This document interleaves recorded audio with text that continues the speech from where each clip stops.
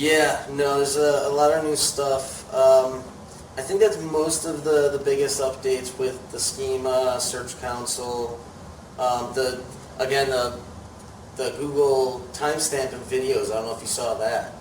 The search. So now they're testing with video search actually timestamping and segmenting the video and saying at this point this is where we're talking about this or this or What? this. Yeah, almost Super like almost as if you were implementing fact schema on a video. You know what I mean? Similar concept. And I've seen before where in search, where you search a term and Google will deliver a snippet of a video, like one little part of it that talks about your answer. That I've actually seen for a while. I don't know if you've experienced that. Probably. But it's a really interesting thing because it's very clear Google is trying to kind of blend they're starting to realize that, I mean, they've probably realized this for a while, but different search queries are going to require different media to determine what people are looking for. And then also, like, some people might digest that media differently, whether it's a video or they might want to read a how-to article versus watching a how-to article. But say I search for, like Camtasia software editing, I'm trying to figure out how to do a specific thing in Camtasia, that could be a little segment of a whole training video. And that's why with FAQ schema, video segmenting, and that's why I said earlier, we're going to see the SERP changing drastically because Google's going to want to deliver the exact type of content, the exact snippet of content, and the exact placement to deliver what is actually being looked for, and not just provide, oh, here's the most relevant thing. Yeah. Well, do you remember when it used to be really easy to rank videos in local SERPs for like exact match keyword plus a geo modifier? Yeah. Doctor in Los Angeles. Just live stream it or anything or upload it. And there was all kinds of strategies there, and it would actually rank in the Google SERPs. What's he doing, do you think? I don't know. Just creeping out. That's what it looks like. He's probably, they're recording, I'm just going to creep out. Oh, I guess it is after 5. Well, no, usually it's around 6. Oh, yeah. Creeper, huh? No, sorry. Segway. Yeah, shit. Squirrel. There was a squirrel moment. Oh, yeah, but you used to be able to rank those videos, and now, like, you don't really see them. And that's because, like, that was not a good experience. Like, people who are not looking for a video. I want to search for a lawyer, especially the quality of video. I'm not sure if that got tested where they looked like, hey, I wonder if these are like really dope commercials being made, or... If you search for a local plumber, though, you're not looking for a commercial either. Right, I kind of just want I want the GMB experience. I want the numbers. You want I the want list of, you want a directory. Yeah. That's what you're looking for. I don't want to watch someone's you want a list of the top 5 local commercials. The doodle videos. The doodle. Here's Tom. Tom has a leak. Tom calls localplumbers.com. Tom's bathroom is all effed up. Don't be like Tom. Call ABC Plumbing. I made an exact one. Don't be like, that was my exact thing at the end. Yeah. He tried to fix it himself. Don't be like Tom. Oh, it was for a plumbing company. Good stuff. That's still on YouTube somewhere. Yeah, with the little doo-doo-doo music.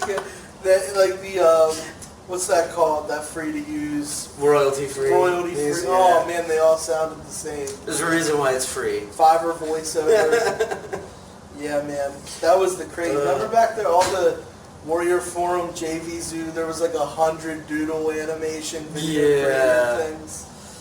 Good stuff. Yeah, it was. Yeah, user experience is definitely big. Anyway, that's really cool. Yeah. And that should sound great for people that create video, rich media. Yeah. Because, like, you know, I know I'm not big on video, but I'm a fan of it, and I watch a lot of, like, there's this one channel on YouTube where they get data from this huge company that does a ton of YouTube analytics, and then they'll do like case studies on the data. Oh, nice. Yeah, I can't remember. Like, again, it's just something I watch. There's tons of, Yeah, I watch anything like that. If it's digital marketing related and seems somewhat interesting, I'll dedicate some time to it. but he was talking about like optimal viewing times and how they perform. And we hear a lot of things. What do you always hear about video? Like 3 to 4 minutes, 3 to 5 minutes. But they actually showed, like long term, the longer videos get more play. Well, the ones who stay on the longer ones have the higher retention and higher interaction because they are engaged to stay on that long. But it was like a long term. Like it might have been, they might have looked at like the growth of the video over like 2 years. Oh wow! Or like a year or two. It was intense. That's interesting. And in the initial 30, 90 days, 6 month thing, those shorter videos outperformed. I mean, it was like crazy.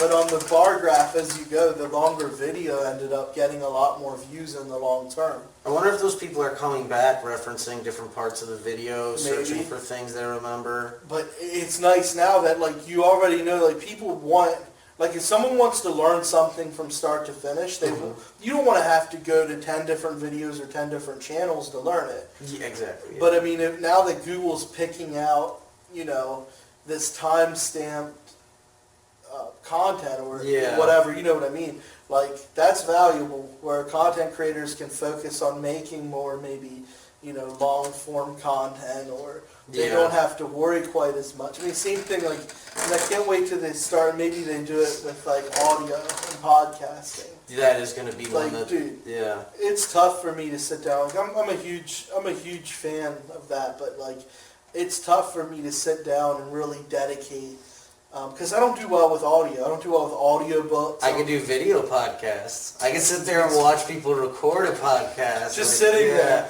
not doing anything, but it is more engaging. It Like is, Joe yeah. Rogan. Yeah. Like, I exactly. could never plug him in my ears and just listen. And I think he's a great podcaster, and he has really interesting guests a lot. But same thing with, like, Tim Ferriss. A lot of Tim Ferriss stuff, he's literally sitting on his couch. Yeah. Just like this is Just bullshit. need that visual, though. Yeah, but just to plug someone, I don't retain the information well. Not with audiobooks, not with podcasts, and I'm not looking for just background noise. I'll put music on. Exactly. Like, I love music. I'd rather work to music. Like, if I'm gonna have something on, I want to retain something out of it. And, you know, being able to pinpoint, you know, without having to read a 2 or 3 hour podcast, the transcription on that's disgusting. Yeah. You know, to be able to grab points out of there, you know, getting served from like Google, like that's interesting. And it's definitely something to consider for anyone who does video SEO or YouTube or anything like that. I haven't done too much testing with it, obviously, but also considering how Google is going to segment those videos. Obviously, transcribing and subtitles, I'm assuming, will be very important if you're doing any type of video SEO, if you on YouTube.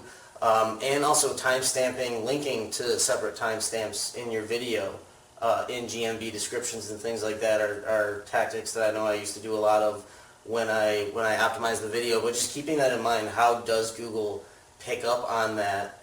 Because something's going to have to tell Google where you're talking about things in your video.